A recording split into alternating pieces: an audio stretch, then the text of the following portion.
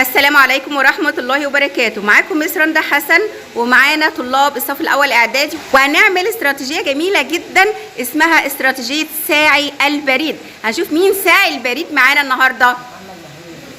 محمد محمود الزقلة. يلا يا محمد مر على زمايلك وخد منهم الجوابات اللي فيها الأسئلة. استراتيجية الساعي البريد تعتمد على إن كل طالب بيكتب سؤال وبعدين بيحطوا فيه سلة البريد. المرحلة الثانية ساعي البريد هيمر على طلبة، وكل طالب هياخد سؤال وهيبدأ ان هو يفتحه ويجاوب عليه. يلا جمع جواباتك بالأسئلة بتاعتك يا ساعي البريد. خلاص جمعت؟ طيب دلوقتي ساعي البريد مع الجوابات اللي فيها الأسئلة. مين هيشترك معانا وياخد جواب؟ ها؟ أنا ساعي البريد، يلا اوصل. استنى تعال لما هو يفتح جوابه ويقرا سؤاله ويجاوب عليه تشوف غيره. قوم اقف كده عشان تسمع زمايلك. رمز الهيدروجين اتش. رمز الهيدروجين اتش. تمام. يلا واحد تاني ياخد جواب. ها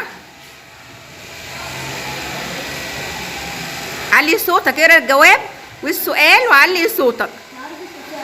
عرف الكثافة. ها لا ده القانون، انا عايزه التعريف.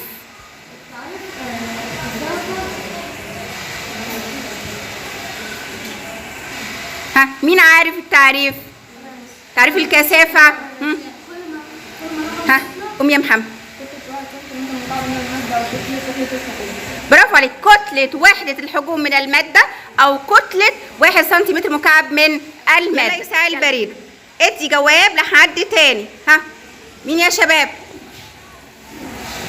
يلا يا محمد جوابك فيه ايه؟ رمز الحديد. رمز الحديد اف اي. جدع. ها ساعي البريد مين راجع له جواب كمان؟ علي. تملأ البالونات بغازي الهيليوم أو الهيدروجين لأن كثافتهم أقل من كثافة الهواء فيرتفع إلى أعلى. برافو عليك. تملأ بالونات الاحتفالات بغازي الهيليوم أو الهيدروجين لأن كثافتهم أقل من كثافة الهواء فيرتفع إلى أعلى. ها يلا قوم اقف عشان تسمع زمايلك. علي. يغوص المسمار في الماء لأنه أكبر كثافة من الماء. لأن كثافة المسمار أكبر كثافة من الماء فيغوص في الماء. برافو عليك. ها يلا شوف زمايلك. يلا يا كريم اذكر قانون الكثافة. نعم؟ لا القانون. برافو عليك. اللي احنا قلناه قبل كده كان اذكر ما المقصود بالكثافة. ده تعريف الكثافة هي كتلة وحدة الحجم من المادة. اما لو سألك اذكر قانون الكثافة زي ما انت ما قلت كده، الكثافة بتساوي الكتلة على الحجم. تمام. يلا اللي بعده. يلا يا محمد. رمز إيه؟ اف اي رمز الحديد. برافو عليك. يلا سؤال كمان.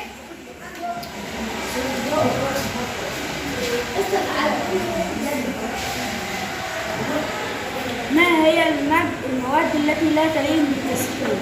ما هي المواد التي لا تلين بالحرارة؟ الكبريت أو الفوسفور. الكربون او الفحم. الفحم اللي هو الكربون ومعاه الايه؟ الكبريت. دي مواد لا تلين بالتسخين. برافو عليك. ها يلا مين ياخد سؤال كمان؟ لسه عندك جوابات يا ساعي البريد؟ طب يلا بينا. ها ما معنى أن كثافة الحديد 8 جرام؟ ما معنى ان كثافة الحديد 7.8 جرام لكل سنتيمتر مكعب؟ كثافة الحديد تساوي 8.7 جرام لسنتيمتر. عرفوا يعني ايه؟ ان كتلة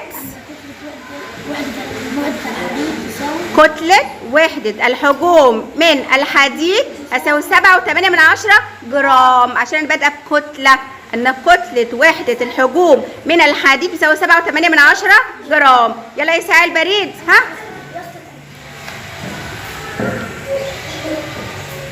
اختار جواب بسؤال. ها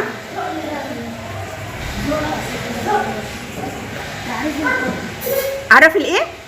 عرف الكتله. مقدار ما يحتويه الجسم من الماء.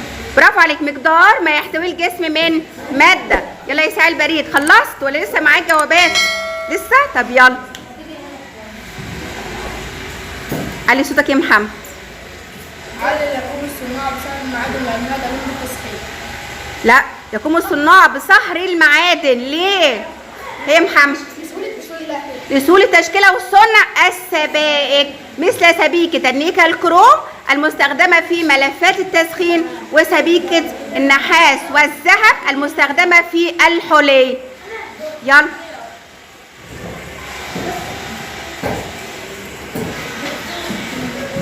علل يدخل في اللين فوق سطح الماء لأن كثافته أقل من كثافة الماء فيشفو على سطح الماء. برافو عليك، يدخل فلين فوق سطح الماء لأن كثافة الفلين أقل من كثافة الماء. ها يلا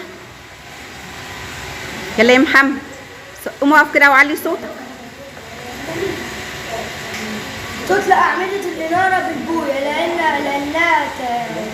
لأنها بالراحة على مهلك، فكر الإنارة بالبوية فكر بالراحة. حمايتها من الصدى والتآكل. برافو عليك، لحمايتها من الصدأ والتآكل. بص يا محمد، ما تقرا السؤال فكر الأول بعدين جاوب، فكر بعدين جاوب. يلا يلا يا سعيد البريد.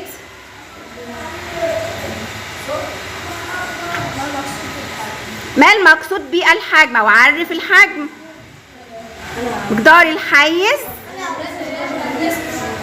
مقدار الحيز الذي يشغله الجسم من الفراغ. مقدار الحيز الذي يشغله الجسم من الفراغ. يلا يا سعيد البريد، وصل الجوابات والأسئلة.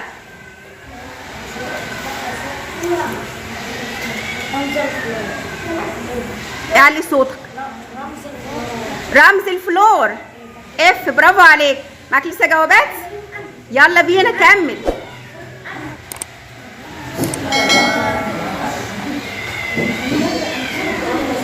علي صوتك. يحفظ الصوديوم والبوتاسيوم تحت السطح الكيروسين. ها، لمنع تفاعلهم مع اكسجين الهواء الرطب لانها من الفلزات النشطه جدا كيميائيا. يلا يا سعيد البريد، ها يلا ورينا سؤالك. مادة ذات تفاصيل الحرارة الحديد. برافو عليك، حديد، ذهب، نحاس، ألمونيوم، جميع المعادن. برافو عليك. ما المقصود بالمادة؟ ما المقصود بالمادة؟ المادة هي كل ما له كتلة وحجم. برافو عليك، كل ما له كتلة وحجم. كل ما له كتلة وحجم. يلا يا حسين.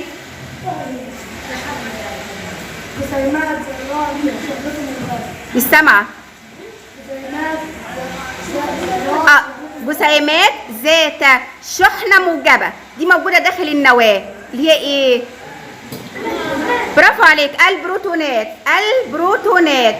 معاك لسه جوابات يا سعيد البريد؟ وصل الجواب. آخر حاجة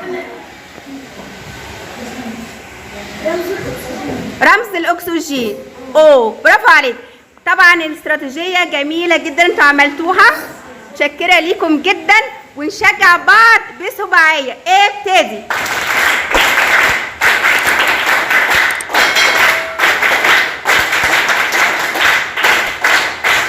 شكرا ليكم.